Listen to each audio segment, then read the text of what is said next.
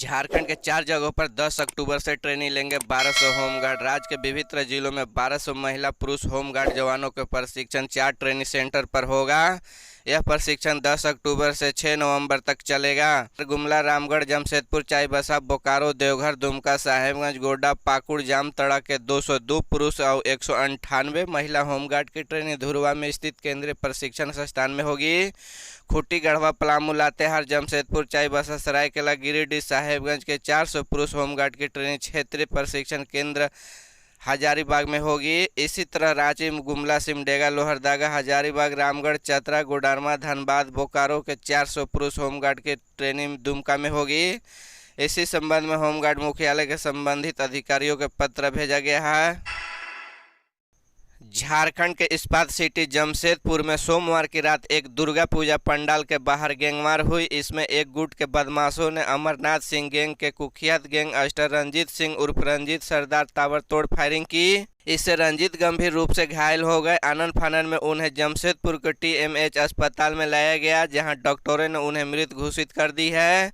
यह वारदात सोमवार के शाम करीब 4 बजे की है। उसे समय रंजीत अपनी बेटी के साथ माता रानी के पूजा करने के लिए पूजा पंडाल पहुंचे थे।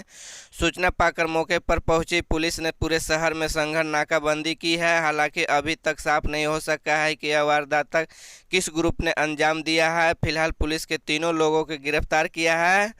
पकड़े गए तीनों आरोपी के अपराधी प्रवृत्ति की पूजा पंडाल के बाहर 3 दहाड़े हुई इस वारदात के पूरे शहर में हड़कंप मच गया है।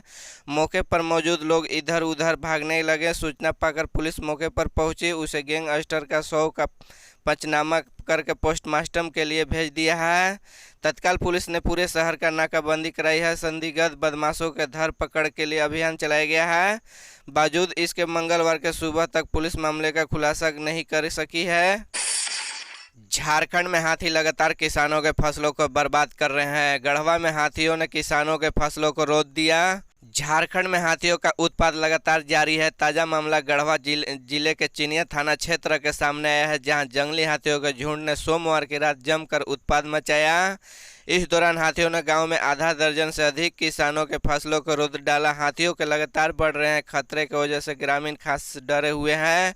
वन विभाग के रवैये के नाराजगी जताई है। किसानों ने बताया कि पहले खेतों में हाथियों का एक झुंड पहुंचा और फिर दूर के आया धमाका। हाथी पूरा रात फसलों को रोकते हुए रहे और फिर जंगल की तरफ चले गए। गौरतलब है कि झारखंड में हाथी और इंसानों के बीच संघर्ष का सिलसिला थमने का नाम नहीं ले रहा है। साल 2022 के बीते 8 महीनों बात करें तो हाथियों के हमले में जहां 55 लोग की जान गंवाई है, वही अलग अलग जगहों पर 10 हाथियों की मौत हुई है। झारखंड के पलामू टाइगर रिजर्व लाटू जंगल के बीते 21 सितंबर को वन विभाग के टीम ने हाथी का कटा हुआ दांत बरामद किया था। इसी तरह रामगढ़ जिला अंतर्गत मांडू प्रखंड के डुमरिया जंगल के बीते 15 सितंबर के एक हाथी मारा पाया गया था।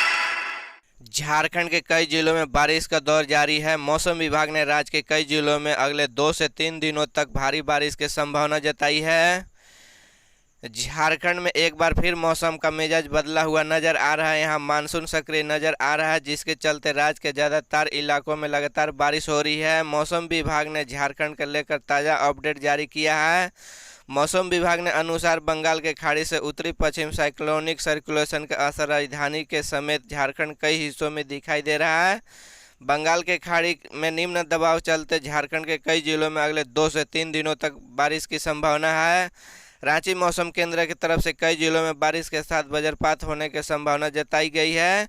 इसे लेकर अलर्ट भी जारी कर दिया गया है। मौसम विभाग ने लोगों को सतर्क रहने की अपील करते हुए सुरक्षित स्थान पर शरण लेने के, बिजली के खंभों से दूर रहने और पेड़ के नीचे ना खड़े होने की सलाह दी है। विभाग की एक तरफ से कहा गया है कि किसान खराब मौसम में खेतों में न जाए। जमशेदपुर में स्वास्थ्य मंत्री और उनकी पत्नी सुधा गुप्ता ने शारदीय नवरात्रि के कन्या पूजन किया। इसे मौके पर उन्होंने कन्याओं का भोजन कराया, उनका आशीर्वाद लिया। मंत्री बन्ना गुप्ता महानवमी के अवसर पर अपने घर में कन्या पूजन किया। इसके मौके पर उनकी पत्नी सुधा गुप्ता के साथ कन्याओं के पूजा के उनको भोजन कराया। कन्याओं के आशीर्वाद लेने के बाद स्वास्थ्य मंत्री ने कहा कि समाज के भ्रूण हत्या दहेज प्रथा मिटने के कन्याओं का सम्मान मिलेगा। ये कन्या पूजा है। वही अपनी सुधा गुप्ता ने कहा कि महिला को अपनी शक्ति को पहचानने के लिए अपनी लड़ाई खुद लड़े। झारखंड के गुमला में एक बार फिर जंगली भालुओं के दशहत देखने का मिली रही है। पालकोट प्रखंड में भालुओं का झुंड ने हमला एक बार सख्त कर गंभीर रूप से जख्मी कर दिया है।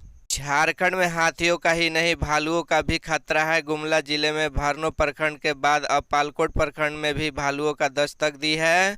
मंगलवार के पालकोट उत्तरी पंचायत भैरवटोली गांव के रहने वाले राजेश मुंडा 50 पर 3 जंगली भालुओं का हमला कर दिया। भालुओं के हमले गंभीर रूप से घायल राजेश मुंडा को लोगों को इलाज के लिए गुमला सदर अस्पताल में भर्ती कराया। भालुओं के राजेश पर हमला उस वक्त किया जो शौच करने के लिए गया था।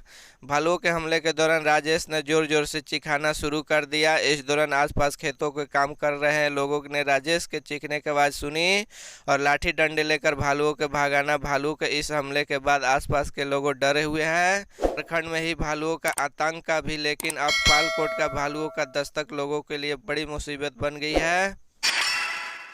रावण दहन कार्यक्रम को तैयारी। राजधानी रांची में कल रावण दहन कार्यक्रम को लेकर डीसी एसपी समेत कई अधिकारी कार्यक्रम स्थल का किया निरीक्षण।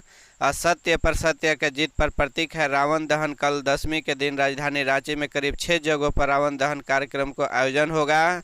कार्यक्रम को लेकर डीसी एसपी एसडीएम को जिले के अन्य अधिकारी विभिन्न कार्यालय स्थल का निरीक्षण किया।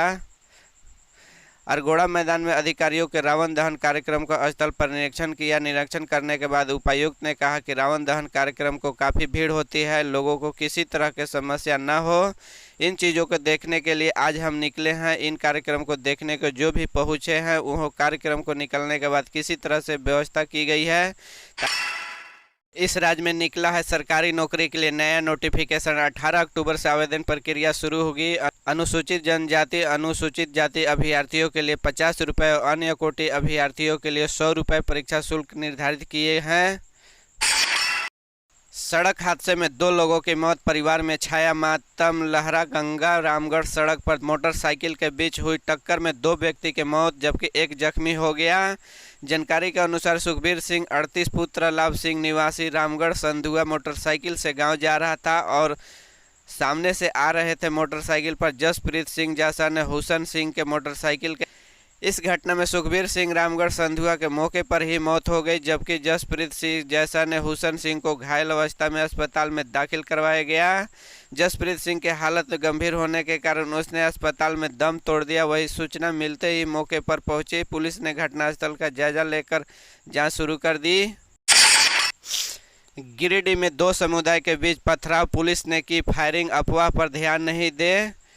गिरिडीह में एक बार फिर से कुछ असामाजिक तत्वों के द्वारा माहौल बिगड़ने का प्रयास किया गया।